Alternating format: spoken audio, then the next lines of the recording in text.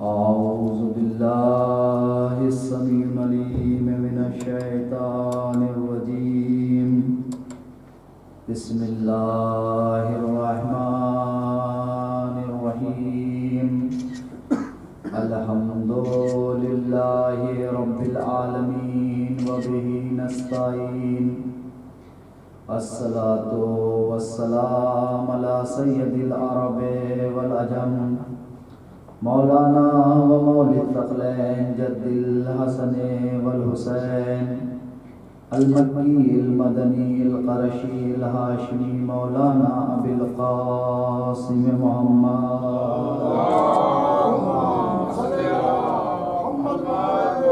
وعلى آله الطيبين الطاهرين المعصومين المنتخبين المنتجبين من الآن إلى قيام يوم الدين. أما بعد فقد قال سبحانه وتعالى في قرآن الكريم: بسم الله الرحمن الرحيم.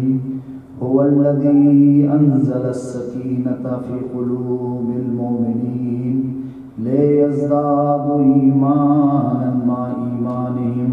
صلوات علی محمد. اللهم صل على محمد وعلى محمد.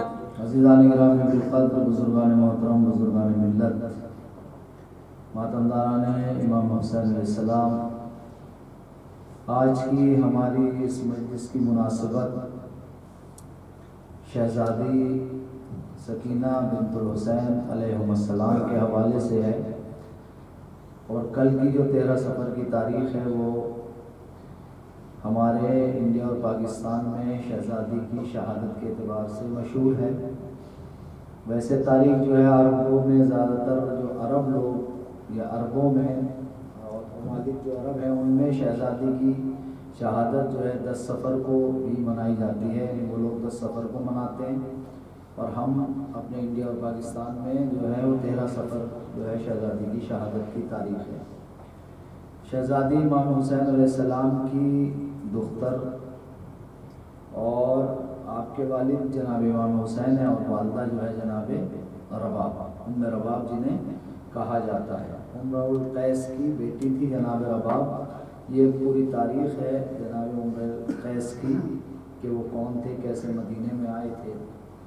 لیکن عزیزوں، اصل جو ہے یہ مجالس اور انشاءاللہ آگے جو مجلسوں کا سلسلہ ہمارا جاری اور ساری رہے گا 2 تاریخ سے غالباً، جو خمسہ ہوگا 5 مجلسوں کا، اس میں انشاءاللہ ہمارا ارادہ یہ ہے کہ کچھ حقوق العباد اور کچھ حقوق الناس کا بیان کیا جائے، کچھ شیعوں کی علامتوں کو بیان کیا جائے، کچھ مومنین کی علامتوں کو جو ہے وہ بیان کیا جائے۔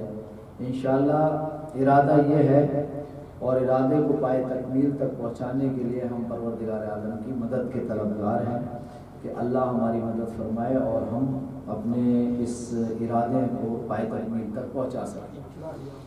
تو عزیزوں، سب سے پہلے جو ہے ایک انسان، ایک مومن کے لیے ضروری یہ ہے کہ جو بھی اس کے مبتلا بھی مسائل ہیں ان کو اس کو جاننا بہت ضروری ہے۔ یہ میں جملہ بار بار جو ہے کیا اس منبر سے دہرا چکا ہوں، اور دہرانا بھی چاہیے، کیونکہ اس لیے کہ یہ ایک بڑی عبادت ہے، یعنی بہت ضروری چیز ہے۔ سب سے پہلے یہ کہ جو بھی مبتلا بے مسائل ہیں، یعنی جو بھی انسان جن مسئلوں میں روز ابتلا ہوتا ہے، یعنی جن مسئلوں سے روز دوچار ہوتا ہے، ان مسائل کا جاننا واجب ہے۔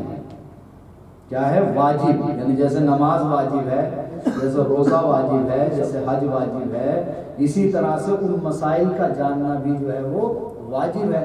اگر انسان ان مسائل کو اور ان چیزوں کو نہیں جانے گا تو پھر وہ امتثال امر مولا نہیں کر سکتا، یعنی اپنے مولا کے حکم کا امتثال نہیں کر سکتا جو اس کے مولا نے حکم دیا۔ مولا یعنی اللہ نے جو حکم دیا، رسول نے جو حکم دیا ہے، جب ہمیں مسائل کی آشنائی نہیں ہوگی تو ہم اسے بجا کیسے لائیں گے؟ اور جب صحیح طرح سے ہم بجا نہیں لا پائیں گے تو جو حکم ہوا ہے اس حکم کے مطابق ہمارا کام پورا نہیں ہوگا۔ تو ہر انسان جو واجب، ہر انسان پر جو بالغ ہے، عاقل ہے، یعنی کیا ہے؟ مکلف، مکلف کسے کہا جاتا ہے؟ مکلف کہا جاتا ہے جو بالغ ہو، عاقل ہو، قادر ہو، یعنی قدرت رکھتا ہو۔ جہاں بھی مکلف کی تعریف آتی ہے وہاں یہ چیزیں آتی ہیں کہ بالغ، عاقل اور قدرت، یعنی قادر ہو، مجبور نہ ہو کسی طرح سے کسی فعل کو انجام دینے پر۔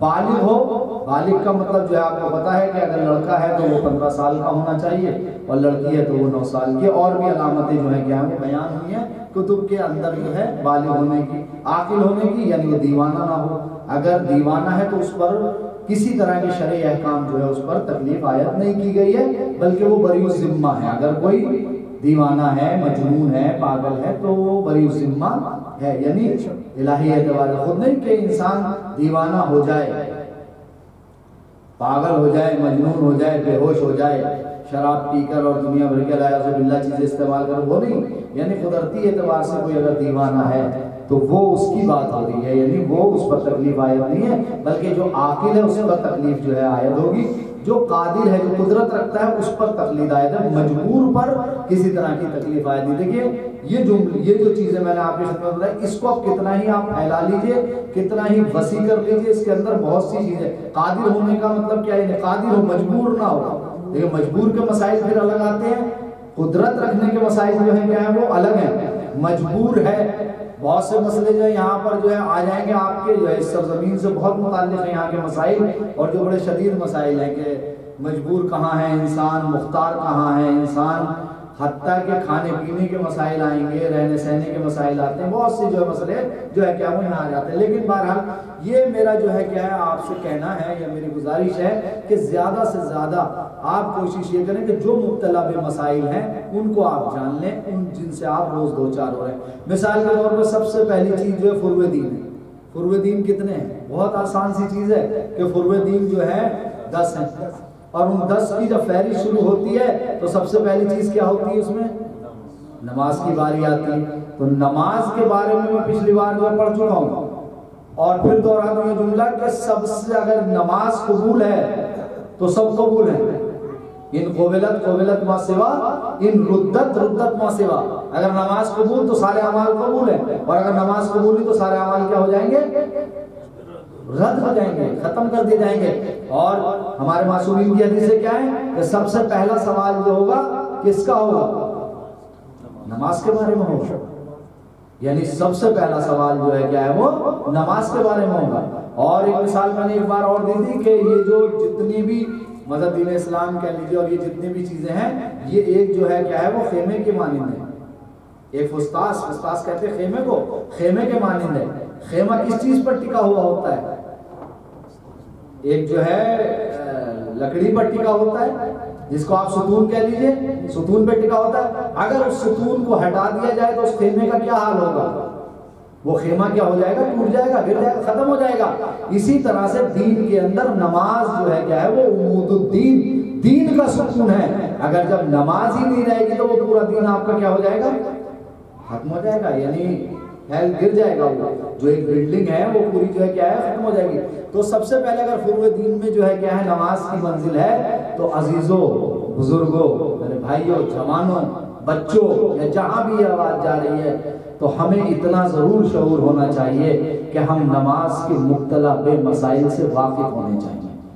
ہمیں پتہ ہونا چاہیے کہ مقدمات نماز کیا ہیں، ہمیں پتہ ہونا چاہیے کہ واجبات نماز کیا ہیں، ہمیں پتہ ہونا چاہیے کہ نمازوں کو کس طرح سے جو ہے کیا ہے ادا کیا جائے گا۔ مقدمات نماز کسے کہا جاتا ہے یہ ہمیں نالج ضرور ہونی چاہیے۔ واجبات یعنی کیا چیزیں نماز کے اندر واجب ہیں کہ ان کو بجا لا کر ایک نماز کی شکل بنے گی، یہ ہمیں پتہ ہونا چاہیے۔ لیکن ہوتا کیا ہے جب یہ چیزیں بیان کی جاتی ہیں تو تھوڑا سا جو ہے کیا ہوتا ہے سننے والوں پر بھی جو ہے کیا سستی طاری ہونے لگتی ہے، اور کسی کے ذہن میں جو ہے باتیں آنے لگتی ہیں مولانا آج کون سا موضوع لے کر بیٹھ گئے۔ نہیں عزیزو، یہ ضروری ہے، یہ واجبات میں سے ہے۔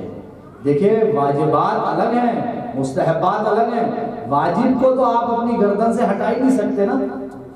آپ کیسے اسے ہٹا دیں گے؟ آپ کا نماز واجب نہیں، نماز واجب ہے آپ پر، تو اسے ہٹا دینا آپ اپنی گردن سے نہیں ہٹا سکتے۔ ایک مستحب کے لیے ہے کہ اگر آپ اسے چھوڑ دیں تو شاید آپ کو عذاب نہ ملے اس پر، اگر ثواب نہیں ملے گا تو عذاب بھی نہیں ملے گا۔ لیکن واجب کو چھوڑنے کے بعد پھر آپ کو جو ہے ثواب کی امید نہیں کرنی ہے، پھر تو عقاب ہی عقاب ہے، اس کے علاوہ کچھ نہیں ملے گا۔ تو میری التجا جو ہے کیا سب سے یہ ہے، میری ریکویسٹ ہے یا میرا ایک پیغام یہ ہے کہ جو مبتلا بے چیزیں ہیں اس کے مسائل کا جاننا ہمارے لیے بہت ضروری ہے۔ نماز سب سے پہلا فرض دین میں اول نماز ہے، تو نماز کے جو مسائل ہیں، ایسے مسائل جن سے ہم روز دو چار ہوتے ہیں، وضو کے مسائل ہیں، وضو کرنا ضروری ہے، مقدمات نماز میں سے ایک چیز ہے طہارت، اور طہارت میں وضو یا غسل یہی تو آتے ہیں، تیمم، یہ چیزیں طہارت میں آتی ہیں، ان کے مسائل ہمیں جاننا ضروری ہے۔ مقدمات نماز میں سے ایک چیز ہے لباس مصلی، یعنی نماز پڑھنے والے کا لباس کیسا ہونا چاہیے، نماز پڑھنے والے کی جگہ کیسی ہونی چاہیے، نماز پڑھنے والا قبلہ رخ ہے یا نہیں ہے، نماز کا وقت داخل ہو گیا یا نہیں، یعنی نماز پڑھنے سے پہلے ان پانچوں کا ہونا ضروری ہے۔ اگر یہ نہیں ہوا تو نماز نہیں پڑھ سکتے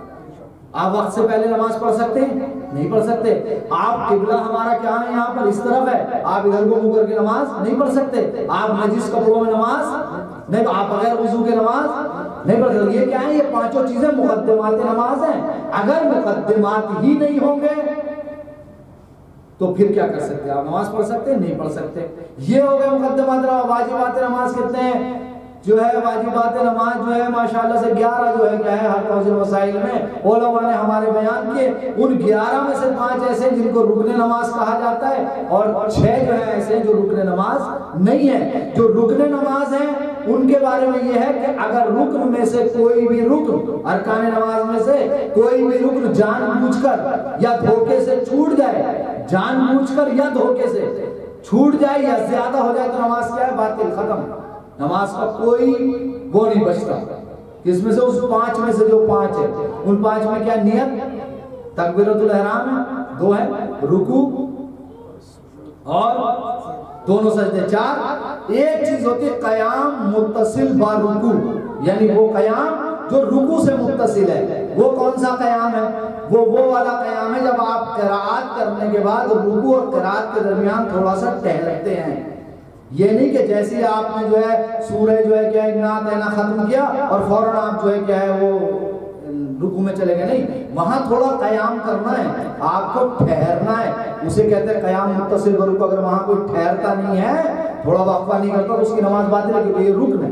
دونوں سجدے ملا کے جو ہے کیا ہو جائیں گے، رکن ہو جائیں گے۔ اس کے علاوہ جو باقی چیزیں ہیں، مثلا قیام ہے، کھڑا ہونا ہے، ذکر ہے یعنی سجدوں کا ذکر، رکوع کا ذکر، یہ ذکر ہوا، قرات ہے، ترتیب ہے، موالات ہے۔ موالات کیا مطلب پے در پے جو ہے کیا ہے اعمال کو انجام دینا۔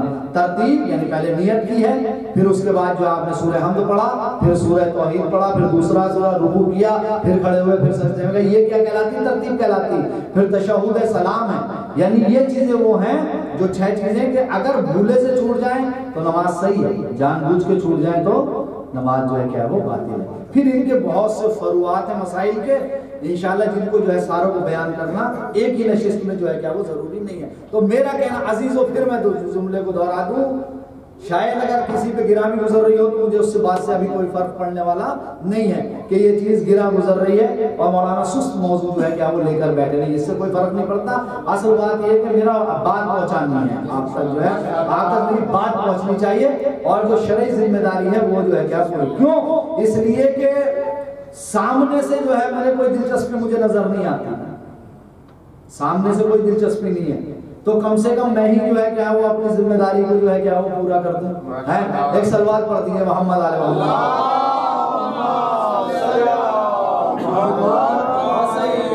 مثلا جو ہے کہ مولانا ہے آیت اللہ، ان کا جملہ بھی ان کا نام ذہن میں نہیں آ رہا، ان کا جملہ یہ ہے کہ طالب علم کو جو ہے کنویں کا پانی نہیں ہونا چاہیے، طالب علم کو کنویں کا پانی نہیں ہونا چاہیے، طالب علم کو دریا کا پانی ہونا چاہیے۔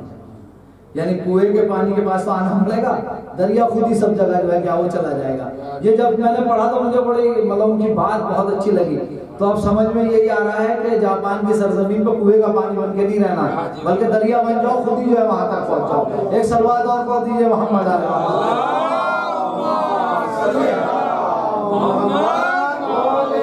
تھوڑا سا جو ہے کیا ہے تھوڑا سا جڑیں گے انشاءاللہ، اگر جو ہے بات ہوگی تو صحیح ہے۔ یہ تھوڑی جو ہے باتیں جو مثلا اہم اساسی مسائل ہیں ان کا جو ہے ہمیں درک ہونا چاہیے، ہمیں جاننا چاہیے نا، ہمیں ضروری ہے کہ ہماری جو فقہ کیا کہتی ہے، ہمارا دین کیا کہتا ہے، ہماری اساس جو ہے کیا ہے، اس کا ہمیں جو ہے اطلاع ہونی چاہیے. ورنہ میں نے جو ہے اس دن بھی ایک جملہ کہا تھا کہ تھوڑا سا، کیونکہ ہمارا فیوچر پھر تاریک ہو جائے گا، پھر ہمارا فیوچر تابناک نہیں ہے، ہمارا فیوچر روشن نہیں ہے، پھر ہمارا فیوچر کیا ہو جائے گا، اندھیر ہو جائے گا. کیوں؟ اس لیے کہ یہ جو نسل ہے اس وقت میرے سامنے، مطلب آپ جیسے بیٹھے ہیں سارے، یہ جوان بھی بیٹھے ہیں اور میرے بزرگ بھی بیٹھے ہیں جو تقریباً، مثلا میں تو ان کی اولاد کی جو ہے کیا ہے زمرے میں آ جاؤں گا کہیں نہ کہیں نا. جیسے یہ میرے سامنے بیٹھے ہیں میرے بزرگ ہیں، یہ میرے بزرگ بیٹھے ہیں، باقی تو یہ سب میرے بھائی ہیں، ٹھیک ہے. تو یہ تو ان کی تو گزر گئی، آپ کی بھی گزر جائے گی ماشاءاللہ سے، کیونکہ ابھی آپ تازے آئے ہو پاکستان سے تو کچھ نہ کچھ لے کر آئے ہو. لیکن مثال کے طور پر ہمارے بھائی کا ہی بچہ ہے، وہ بچہ بیٹھا، اور بچے ہیں ایسے، ان کے لیے جو ہے تھوڑا سا سنجیدہ ہو جائے، ان کو تھوڑا دین جو ہے دینا ضروری ہے. کیوں؟ کہیں ایسا نہ ہو کہ 10 سال 4 سال 20 سال 5 سال بعد ایسا ہو کہ خالی ان کو یہی پتا ہو کہ جو ہے عاشور کو وہاں جانا ہے عراقی میں یا اور جگہ جہاں جگہ پروگرام ہے وہاں جانا، وہی کرنا، اس کے علاوہ کچھ ہے ہی نہیں. بس جو ہے کیا کہتے ہیں یہاں کی زبان میں کہ ماتوری ہو رہی ہے، کیا کہتے ہیں سر، ہاں سر، وہ جو چل رہا ہے کہ وہاں چلنا ہے اور وہ کرنا ہے اور ختم ہونا ہے. نہیں عزیزو، ہمیں اپنے بچوں کو، جوانوں کو اپنا جو دین ہے اس کو جو ہے کیا ہے آشنا ہونا چاہیے. تھوڑا تھوڑا آپ دیکھیں آج کل تو کوئی مشکل ہی نہیں ہے، حتیٰ کہ یہ بھی ضروری نہیں کہ مولانا ہر وقت رہیں تو کچھ کریں نا، یہ بھی ضروری. آپ دیکھیں نیٹ ہے، گوگل ہے، آپ دیکھیں کسی بھی چیز کو ڈالیں نکل کے آئے گا. آپ ڈالیں اصول دین کتنے ہیں، فوراً نکل کے آئے گا اصول دین 5 ہیں، اول توحید، دوسرا تیسرا وہ چوتھواں پانچواں. آپ لکھیں گے توحید کے کیا معنی ہے، جب کتنی دلیلیں نکل کے آپ کے سامنے آ جائیں گی، آپ توحید سے آشنا ہو جائیں گے. آپ دیکھیں نبوت کے کیا معنی ہے، نبوت کسے کہا جاتا ہے، کتنی چیزیں نکل کے آئیں گی، فوراً آپ پڑھیں گے.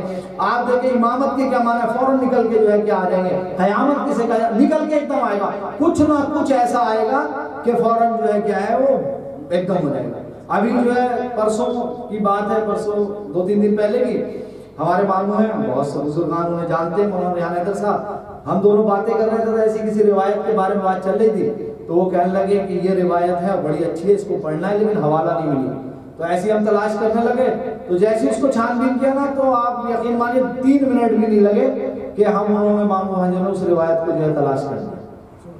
اب وہ جو ہے مجلس کا ایک ذخیرہ ہو گیا، ان کے لیے بھی ہو گیا، میرے لیے بھی ہو گیا.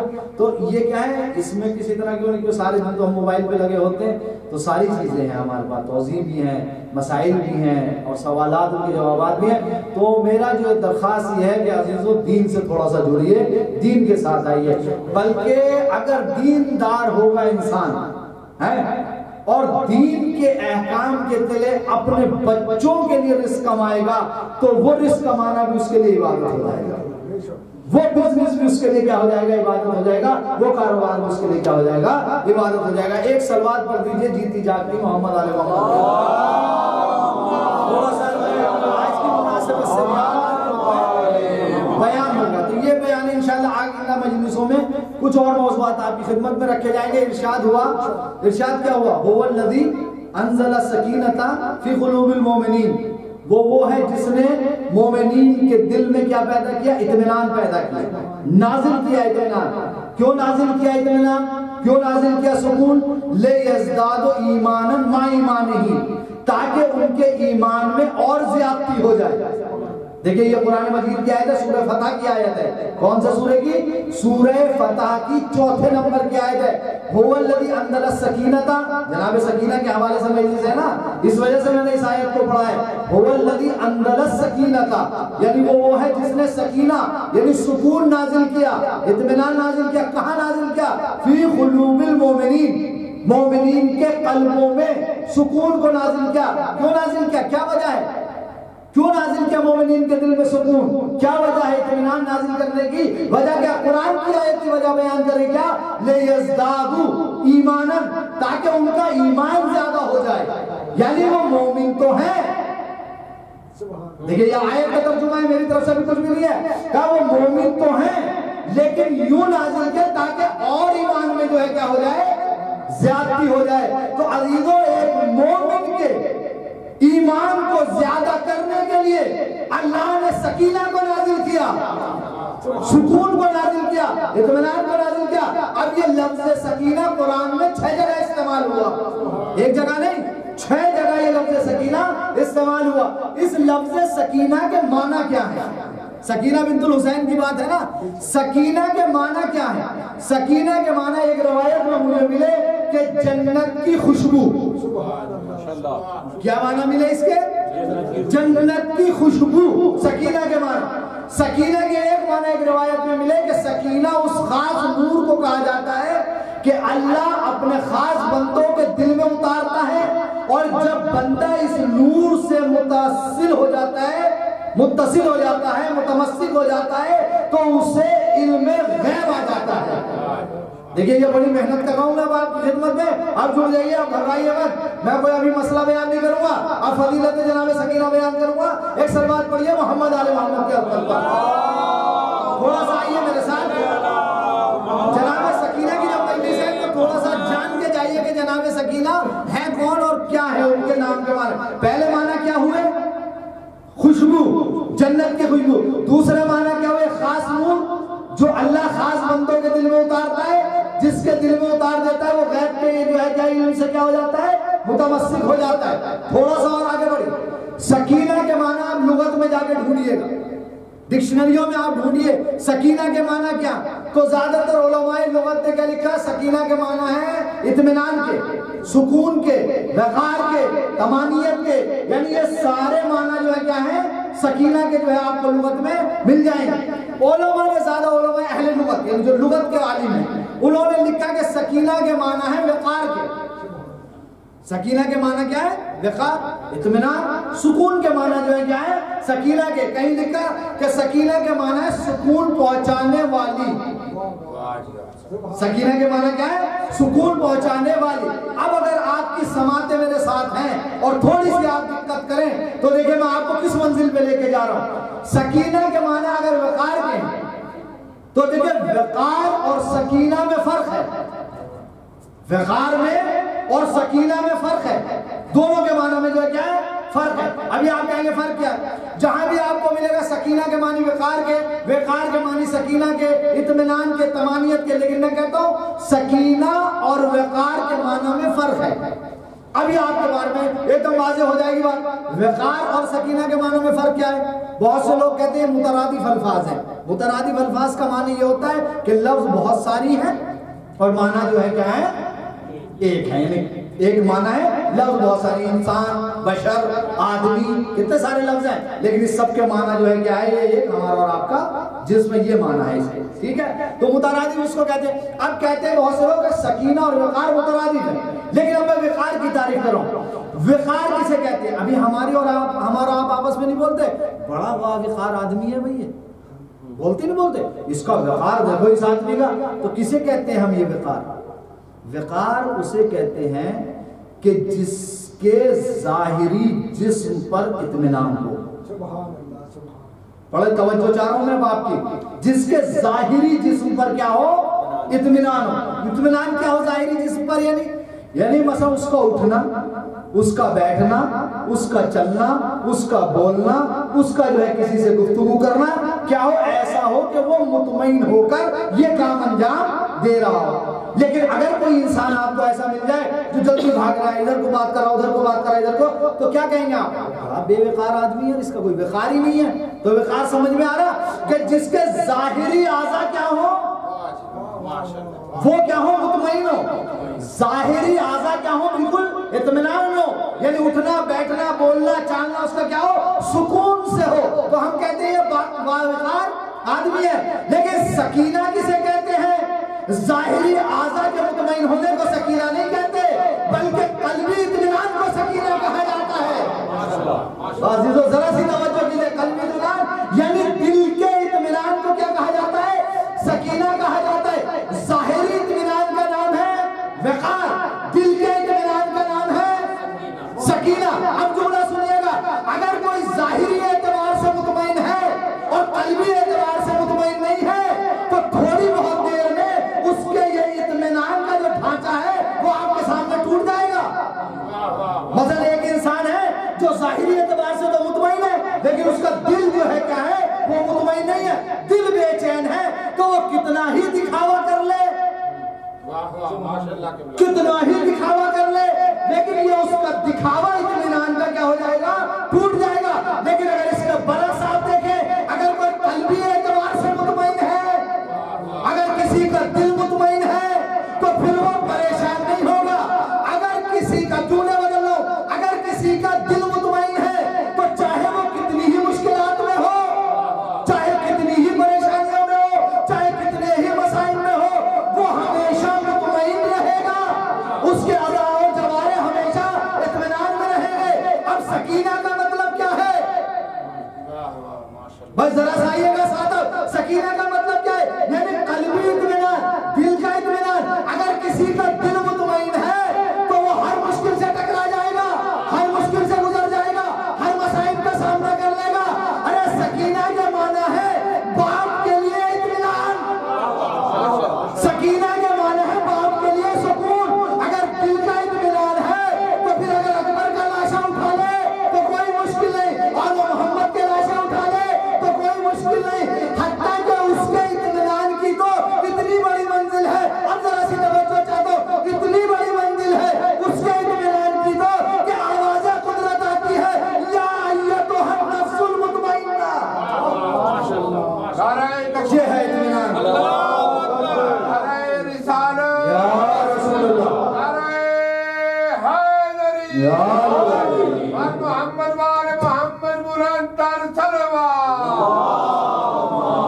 یعنی جسے سکینہ یعنی دل کا اطمینان اتنا ہے، اتنا اطمینان ہے کہ آواز قدرت آئی، یا ایتھا النفس المطمئنہ، اے نفس مطمئنہ کے مالک، اپنے رب کی طرف پلٹا، میں تجھ سے راضی۔ تو یہ کس کا ہے اطمینان؟ سکینہ کس کا نام ہے؟ حسین کی بیٹی کا نام سکینہ ہے۔ کیا؟ باپ کے لیے سکون، باپ کے لیے کیا ہے؟ اطمینان۔ جناب سکینہ، آپ کی ولادت کہاں ہوئی؟ مدینے میں۔ کہاں پیدا ہوئی؟ کس کے گھر میں پیدا ہوئی؟ امام حسین کے گھر میں پیدا ہوئی، ٹھیک ہے؟ ولادت مدینے میں ہے، امام حسین کے گھر میں پیدا ہوئی۔ امام حسین کی بیٹی ہے جناب رباب کی بیٹی۔ گھر کس کا ہے؟ امام حسین کا گھر ہے نا، امام حسین کا گھر ہے نا، جہاں پیدا ہوں گے جناب سکینہ، کسی اور کا گھر تو نہیں ہے۔ قرآن مجید میں ایک آیت ہے کہ جو یہ گھر ہے زمینوں پر، انہیں جو ہے کیا ہے زمینوں سے بلند کر دیا جائے۔ کچھ گھر ایسے ہیں زمینوں پر کہ جنہیں کیا کر دیا جائے؟ بلند کر دیا جائے، یعنی ان کی عظمت اور ان گھروں کا وقار جو ہے کیا ہو جائے؟ بڑھا دیا جائے۔ کون سے گھر ہیں وہ گھر وہ ہیں جن میں ذکر الہی ہوتا ہے، ان گھروں کو کیا کر دیا جائے؟ بلند اور باعظمت کر دیا جائے۔ اس ابھی پوری تفصیل میں نہیں جا رہا، جو میرا موضوع ہے اس کی طرف میں لے کے آ رہا ہوں آپ کو، ذرا سا توجہ میرے ساتھ آ جائیے گا تھوڑا سا۔ کیا کہا کہ جو گھر ایسے ہیں، اللہ نے کہا کہ ان کو کیا کر دیا جائے؟ زمینوں سے بلند کر دیا جائے۔ اب یہاں پر جلال الدین سیوطی، ان کی ایک کتاب ہے تفسیر در منصور، اس سے روایت ایک پڑھ رہا ہوں میں۔ جلال الدین سیوطی بڑا مشہور نام ہے۔ جلال الدین سیوطی لکھتے ہیں اس آیت کے ذیل میں کہ کچھ گھر ایسے ہیں جنہیں زمین سے کیا کر دیا جائے؟ بلند کر دیا جائے۔ تو وہ لکھتے ہیں کہ جب یہ آیت نازل ہوئی تو رسول اکرم کی خدمت میں خلیفہ اول، مسلمانوں کے خلیفہ اول، انہوں نے سوال کیا کہ یا رسول اللہ، ان گھروں سے کون سے گھر مراد ہیں؟ ان گھروں سے کون سے گھر مراد ہیں جن کو بلند کرنے کا جو ہے حکم دیا گیا ہے؟ تو اب جیسے رسول اکرم سے سوال ہوا کہ ان گھروں سے کون سے گھر مراد ہیں، تو فوراً رسول اکرم نے کہا ہے بیوت الانبیاء، ان گھروں سے مراد جو ہیں بیوت انبیاء ہیں، یعنی یہ انبیاء کے گھر مراد ہیں ان گھروں سے جن کو بلند کرنے کا حکم دیا گیا ہے۔ ذہن میں رکھے جناب سکینہ پیدا کس گھر میں ہوئی ہے، وہ میں آپ کو جو ہے کیا وہاں لے کر جا رہا ہوں، شہزادی کی عظمت بیان کرنا چاہ رہا ہوں۔ کیا کہا کہ ہے بیوت الانبیاء، وہ گھر جو ہے کس کے ہیں؟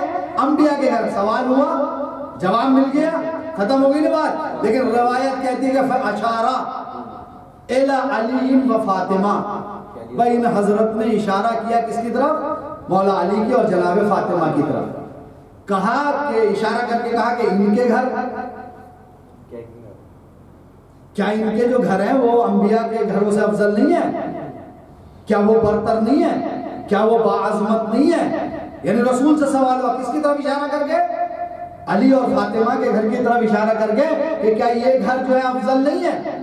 تو یہ تو نبی بھی نہیں ہے، حسن نبی نہیں، حسین نبی نہیں، علی نبی نہیں، فاطمہ نبی نہیں ہے، تو کیا ان کے گھر افضل نہیں ہے؟ تو رسول نے کیا کہا؟ بل افضلھا۔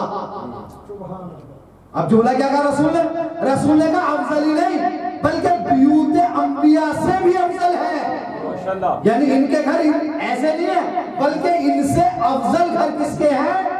ان کے گھر، یعنی علی اور فاطمہ کے گھر افضل کیوں ہے؟ اس لیے کہ یہ علی اور فاطمہ ہے اور ان کا گھر اور یہ انبیاء کے گھروں سے کیا ہے؟ افضل ہے۔ آخر انبیاء کے گھروں سے افضل ہے تو دلیل کیا ہے؟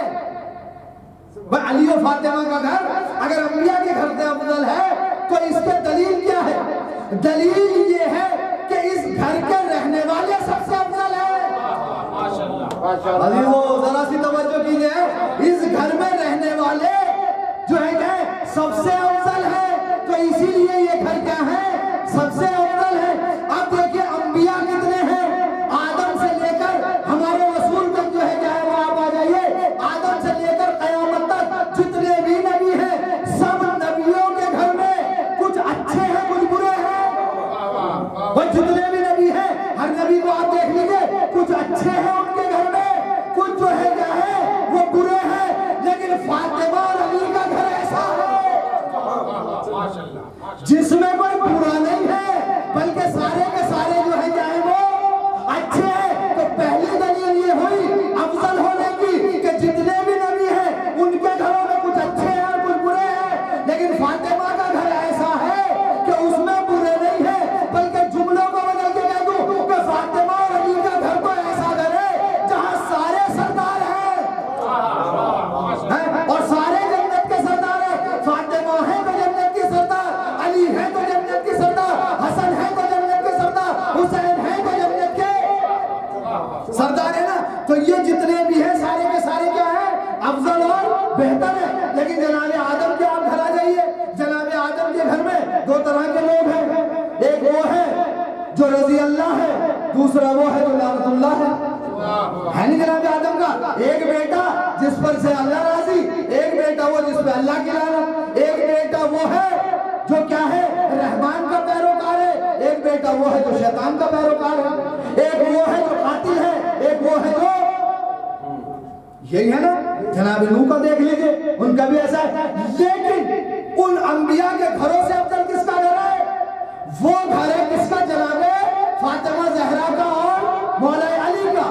تو یہ کیا ہے؟ افضل ہے کس سے؟ انبیاء کے گھروں سے افضل گھر جناب فاطمہ کا ہے اور مولا علی کا ہے۔ اب علی کے بعد یہ گھر کس کا؟ یہ گھر ہے حسن و حسین کا۔ اب سکینہ کس کی بیٹی ہے؟ حسین کی بیٹی ہے۔ تو اب سکینہ پیدا کہاں ہوئی؟ اس گھر میں پیدا ہوئی جو انبیاء کے گھروں سے افضل گھر ہے۔ ایک سلوات پڑھ دیجئے محمد آل محمد کے۔ یہ ہے تو یہ گھر جو ہے کیا ہے؟ افضل ہے۔ کس سے افضل ہے؟ انبیاء کے گھروں سے جو ہے افضل کس کا گھر ہے؟ وہ ہے جناب مولا کائنات کا، اور کس کا؟ جناب فاطمہ زہرا کا، جس گھر میں جو ہے کیا ہے وہ جناب سکینہ جو ہے کیا ہے وہ پیدا ہوئی۔ کس گھر میں پیدا ہوئی؟ امام حسین علیہ السلام کے گھر میں پیدا ہوئی۔ کون؟ جناب سکینہ پیدا ہوئی۔ آپ کے والد نے آپ کو آغوش میں لیا، آغوش میں لینے کے بعد آپ کے جو ہے داہنے کان میں آذان، بائیں کان میں اقامت کہی، ٹھیک۔ اس کے بعد جو ہے آغوش میں لے کر جو ہے کیا جھولے میں لٹا دیا، جھولے میں لٹایا، لٹانے کے بعد اب جھولا جھلانے لگے۔ عظمت ہے یہ بیوی کی، عظمت ہے عزیزو۔ کون جھلا رہا ہے جھولا؟ جھولا کون جھلا رہا ہے؟ جھولا جو ہے کیا ہے وہ امام جھلا رہے ہیں۔ کتنی عظمت ہے شہزادی سکینہ کی کہ حسین جسے جو ہے کیا ہے جھولا جھلائے۔ آپ کو پتا ہے حسین کی عظمت کیا ہے؟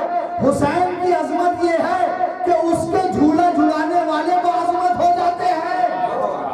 وہ امام حسین کی تو عظمت یہ ہے نا کہ اگر فرشتوں نے حسین کا جھولا جھلایا تو وہ عظمت ہو گئے۔ تو کیا آپ بھی شہزادی سکینہ کی عظمت لوگوں کے ذہن میں نہیں آئی؟ ارے شہزادی سکینہ کی عظمت یہ ہے کہ جسے امامت جھولا جھلائے، یہ ہے शहजादी सकीना कि जिसको झूला कौन झूला रहे? इमाम हुसैन झूला झूला रहे। इमाम जनाब सकीना की विलादत हुई।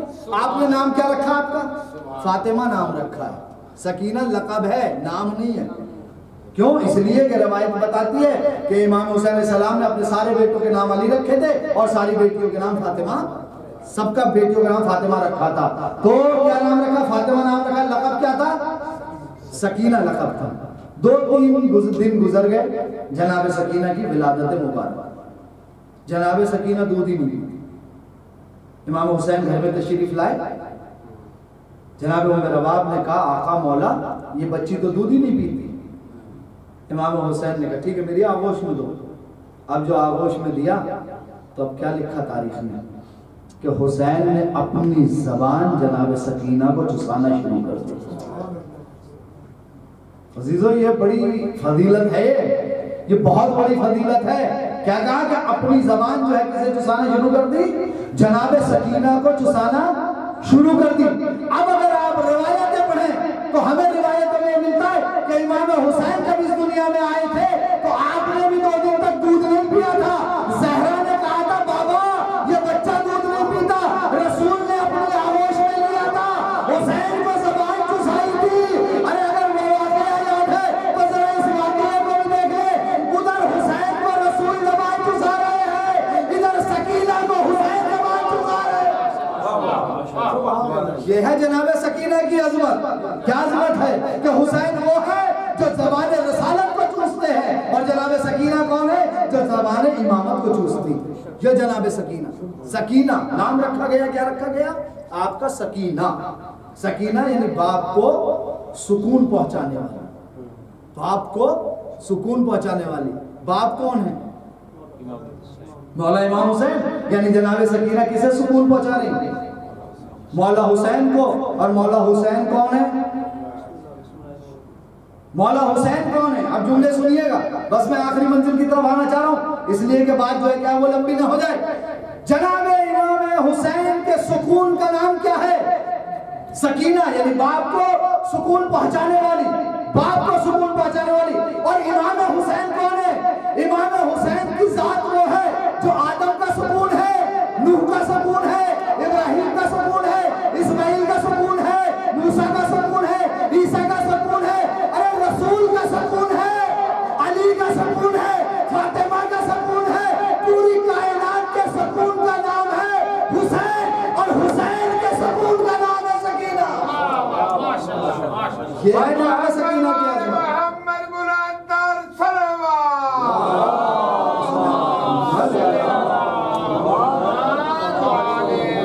ये किसका सुकून है? ये बाप का सुकून है। बाप के लिए जो है क्या है वो सकीना। इमाम हुसैन क्या कहते हैं? इमाम हुसैन रिवायत मिलती है कि जिस घर में रबाब और सकीना ना हो तो मेरा दिल नहीं लगता उसको। ये बाप की मोहब्बत। किससे है बाप की मोहब्बत? बेटी से मोहब्बत है। तो जनाब सकीना ने किसकी ज़बान जो है क्या है चूसी? इमाम हुसैन ने। जिस तरह से इल्म रसूल जो है क्या है वो मुंतकिल हो रहा था जो है क्या है इमाम हुसैन की तरफ, इसी तरह से जनाब सकीना की तरफ भी जो है क्या है इल्म जो है क्या है वो मुंतकिल हुआ था। और जनाब सकीना के इल्म की सबसे बड़ी दलील ये है, कितनी मुसीबतें जनाब सकीना ने उठाई? बताइए कितनी मुसीबतें उठाई? बहुत मुसीबतें उठाई ना। लेकिन कहीं तारीख में या किसी मौलवी से आपने ये सुना कि इतनी मुसीबतें उठाने के बाद जनाब सकीना ने ये कहा कि बाबा बैत कर लेते तो क्या हो जाता? नहीं है कहीं भी अजीजों। ये इल्म की तो है, ये मार्फत ही की तो बात है कि जनाब सकीना का इतना इल्म और इतनी मार्फत थी। और जनाब सकीना के इल्म की आप बात करेंगे, जनाब सकीना ने असर आशूर जो है क्या है कुछ मट्टी को जो है क्या रिवायत बयान करती है, तो करबला में कुछ मट्टी को रेत को जमा करना शुरू कर दिया। अब जो जमा किया तो किसी ने सवाल किया कि अभी भी ये मट्टी आप क्यों जमा कर रही है? कहा इस वजह से जमा कर रही हूँ कि मेरे बाबा को असर की नमाज पढ़नी है और यहाँ करबला में पानी नहीं है, मेरे बाबा इस पर तयम्मुम करेंगे। 4 साल की बच्ची जिसका इल्म ये है कि उसको पता है कि मेरे बाप को नमाज पढ़नी है, कितनी मोहब्बत है इमाम हुसैन से जनाब सकीना को, और जनाब सकीना को इमाम हुसैन से कितनी मोहब्बत। मोहब्बत के लिए सिर्फ एक जुमला कह दूं मैं आपको, शब आशूर। शब आशूर का है ये जुमला, روایت کا جملہ ہے. دیکھیں کتنی محبت ہے امام حسین کو جناب سکینہ سے.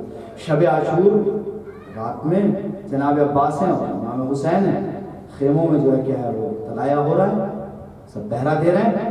تو جناب عباس دیکھتے ہیں کہ جناب امام حسین زمین پر جو ہے کیا وہ جھکتے ہیں اور جھک کے کچھ چیزوں کو اٹھاتے ہیں, کچھ چھوٹی چھوٹی چیزیں اٹھاتے ہیں, کچھ چھوٹے چھوٹے پیڑ ہیں ان کو جو ہے کیا ہے خیام حسینی کے سامنے سے جو ہے اٹھانا شروع کر دیتے ہیں. ایک مرتبہ جناب عباس نے کہا اے آقا آپ کیا کر رہے ہیں, کیا چیز ہے جس کو آپ اٹھا رہے ہیں؟ جملہ سنیں گا, مقتل کے جملے ہیں, روایت کے جملے ہیں. امام حسین علیہ السلام نے کہا بھیا عباس میں یہاں سے خیموں کے سامنے سے کانٹے اٹھا رہا ہوں, اس لیے کہ کل شام غریبہ میں میری بچی سکینہ جب ننگے پیر اس جو ہے کیا ہے یہاں آئے گی تو اس کے پیروں میں کانٹے نہ لگ جائیں. کس کی محبت ہے یہ باپ کی محبت ہے بیٹی سے. کیسی محبت ہے عزیزو. خیمے جلا دیے گئے, شام غریبہ آ گئی, سکینہ کے دامن کو آگ لگی. سکینہ خیام حسینی کے سامنے یا اس کربلا کے جنگل میں کبھی ادھر کبھی ادھر جا رہی ہے. ایک مرتبہ شبر آگے بڑھتا ہے, جناب سکینہ کے گوشوارے اتارنا چاہتا ہے. جناب سکینہ کہتی ہے تو بتا تجھے کیا چاہیے؟ کہا کہ مجھے تیرے گوشوارے چاہیے. تو جناب سکینہ نے کہا سن میں اپنے گوشوارے خود تجھے اتار کے دے دوں گی, تو مجھے ہاتھ نہ لگانا, تو میرے قریب نہ آنا. بس جناب سکینہ نے گوشوارے اتارنے شروع کیے لیکن گوشوارے اترتے نہیں ہیں. جب گوشوارے نہیں اترے تو ایک مرتبہ شبر آگے بڑھا, ان گوشواروں کو پکڑا اور پوری طاقت سے کھینچ لیا. ارے حسین کی یتیمہ کے کانوں کی نویں چل گئی, خون بہنے لگا. سکینہ چلانے لگی اے بابا جو گوشوارے آپ نے مجھے دیے تھے وہ یہ شبر ملاؤن لے گیا. سکینہ پریشان ہے. شام غریبہ کا منظر ہے. راوی حمید ابن مسلم کہتا ہے کہ میں نے دیکھا کہ ایک بچی ہے جو اس مقتل میں بہت پریشان نظر آتی ہے, جس کے کرتے کا دامن چل رہا ہے. میں اس بچی کے قریب جاتا ہوں, میں چاہتا ہوں کہ اس کے دامن کی آگ کو بجھا دوں, لیکن وہ بچی کہتی ہے کہ اے اجنبی تو مجھے ہاتھ مت لگانا, تو نامحرم ہے مجھے ہاتھ مت لگانا. تو حمید ابن مسلم کہتا ہے کہ میں نے اس بچی سے کہا کہ میں تمہیں ہاتھ نہیں لگاؤں گا, میں تمہارے کرتے کے دامن کے آگ کو بجھانا چاہتا ہوں.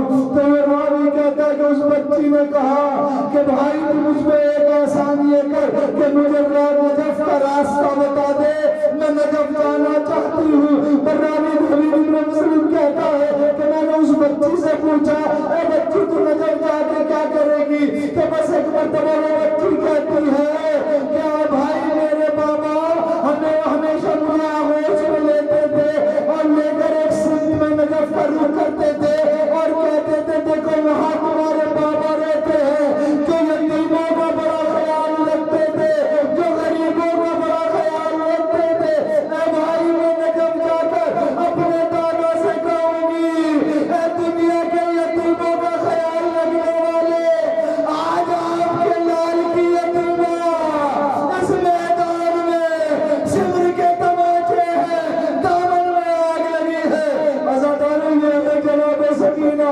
کون ہے جناب سکینہ؟ کیا مصیبت ہے شہزادی کی؟ شہزادی کربلا سے چلی, کتنی مصیبتیں برداشت کی. ارے شام میں پہنچی, دربار یزید میں پہنچی. یزید اپنے تخت پہ بیٹھا ہوا ہے, اس کی آغوش میں اس کی بچی ہے. ایک مرتبہ اس نے حرم کے اہل اطہار کی بیویوں کی طرف دیکھا, دیکھتے دیکھتے اس نے جناب سکینہ کو دیکھا. اب کیا دیکھا کہ جناب سکینہ کھڑی ہوئی ہے بیویوں کے ساتھ, لیکن بار بار آپ اپنے پیروں کو زمین سے اٹھاتی رہتی ہے.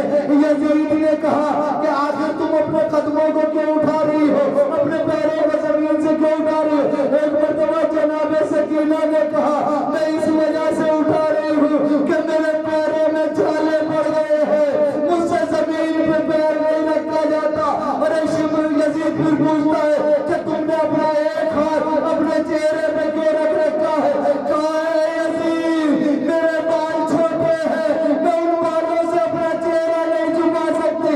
ارے میری بیویوں نے اپنے